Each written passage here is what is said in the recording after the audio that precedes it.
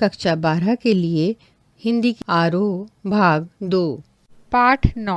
फिराक गोरखपुरी। कवि परिचय। फिराक गोरखपुरी। मूल नाम रघुपति सहाय फिराक। जन्म 28 अगस्त सन 1896, गोरखपुर, उत्तर प्रदेश में। शिक्षा रामकृष्ण की कहानियों से शुरुआत। बाद की शिक्षा अरबी, फारसी और अंग्रेजी में। 1917 में डिप्टी कलेक्टर के पद पर चयनित, पर स्वराज आंदोलन के लिए 1918 में पद त्याग। 1920 में स्वाधीनता आंदोलन में हिस्सेदारी के कारण 1.5 वर्ष की जेल। इलाहाबाद विश्वविद्यालय के अंग्रेजी विभाग में अध्यापक रहे।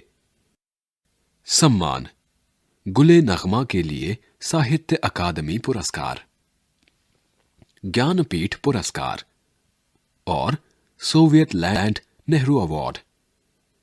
महत्वपूर्ण कृतियां: गुले नगमा, बज़्मे जिंदगी, रंगे शायरी, उर्दू गजल गोई। निधन सन 1983। अब तुमसे रुखसत होता हूं, आओ संभालो साजे गजल, नए तराने छेड़ो, मेरे नगमों को नींद आती है। उर्दू शायरी का बड़ा हिस्सा रूमानियत, रहस्य और शास्त्रीयता से बंधा रहा है, जिसमें लोक जीवन और प्रकृति के पक्ष बहुत कम उभर पाए हैं। नजीर अकबराबादी, इल्ताफ हुसैन हाली जैसे जिन कुछ शायरों ने इस रिवायत को तोड़ा है, उनमें एक प्रमुख नाम फिराक गोरखपुरी का भी है। फिराक ने परंपरागत भावबोध और शब्द भंडार का उपयोग करते हुए उसे नई भाषा और नए विषयों से जोड़ा। उनके यहां सामाजिक दुख दर्द व्यक्तिगत अनुभूति बनकर शायरी में ढला है। इंसान के हाथों इंसान पर जो गुजरती है, उसकी तल्ख सच्चाई और आने वाले कल के प्रति एक उम्मीद, दोनों को भारतीय संस्कृति और लोक भाषा के प्रतीकों से जोड़कर फिराक ने अपनी शायरी का अनूठा महल खड़ा किया। उर्दू शायरी अपने लाक्षणिक प्रयोगों और चुस्त मुहावरेदारी के लिए विख्यात है। शेर लिखे नहीं जाते, कहे जाते हैं, यानी एक तरह का संवाद प्रमुख होता है। मीर और गालिब की तरह फिराक ने भी कहने की इस शैली को साध कर आम आदमी या साधारण जन से अपनी बात कही है। प्रकृति, मौसम और भौतिक जगत के सौंदर्य को शायरी का विषय बनाते हुए कहा, दिव्यता भौतिकता से पृथक वस्तु नहीं है, जिसे हम भौतिक कहते हैं वही दिव्य भी है। कविता परिचय। फिराक की रुबाई में हिंदी का एक घरेलू रूप दिखता है। भाषा सहज और प्रसंग भी सूरदास के वात्सल्य वर्णन की सादगी की याद दिलाता है। मुझे चांद चाहिए, मैयारी मैं चंद्र खिलौना लय हों, जैसे बिंब आज भी उन बच्चों के लिए एक मन लुभावन खिलौना है जो वातानुकूलित कमरों में बंद नहीं रहते, छत पर चटाई बिछाकर सोते हैं तथा चंदा मामा के नदिया किनारे उतरने और कल्पित दूध भात खाने की कल्पना से निहाल हैं। मामा भी तो साक्षात खिलौना है, बच्चों का, खासकर उन बच्चों का जिनके जीवन में महंगे खिलौने भले ना हो, पर जो चंद्राभ रिश्तों का मर्म समझते हैं। एक कठिन दौर है यह। घर लौट बहुत रोए माँ बाप अकेले में, मिट्टी के खिलौने भी सस्ते ना थे मेले में।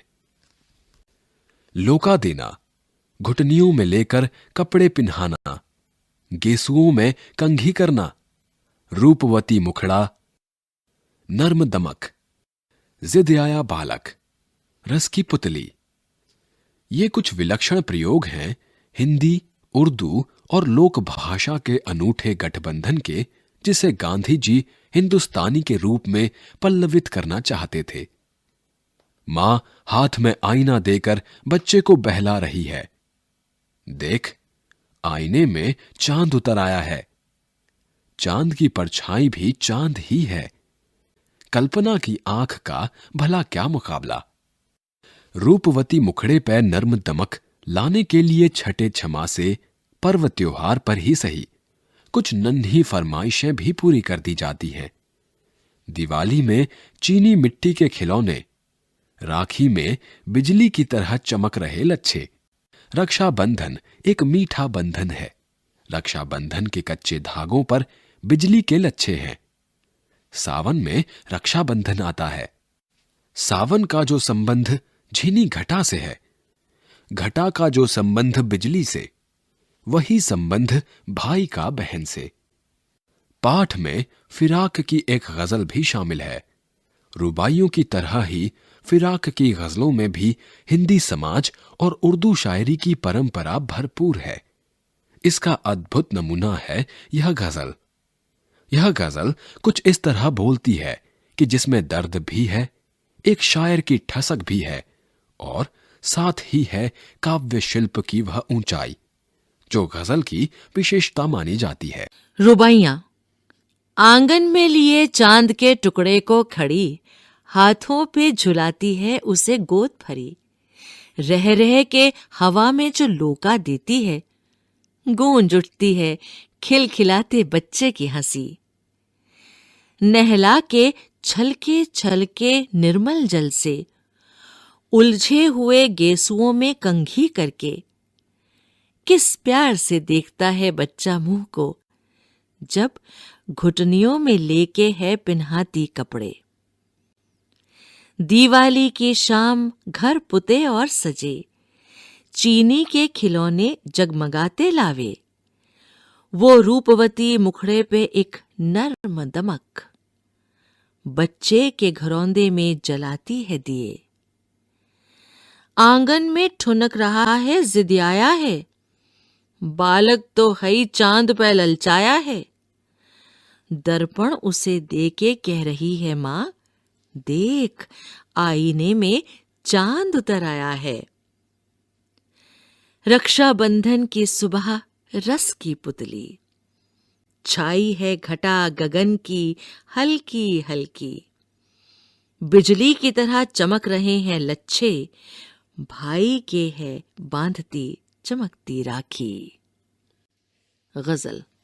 नौरस खुंचे पंखड़ियों की नाजुक गिरहें खोले हैं, या उड़ जाने को रंगोबू गुलशन में पर तोले हैं।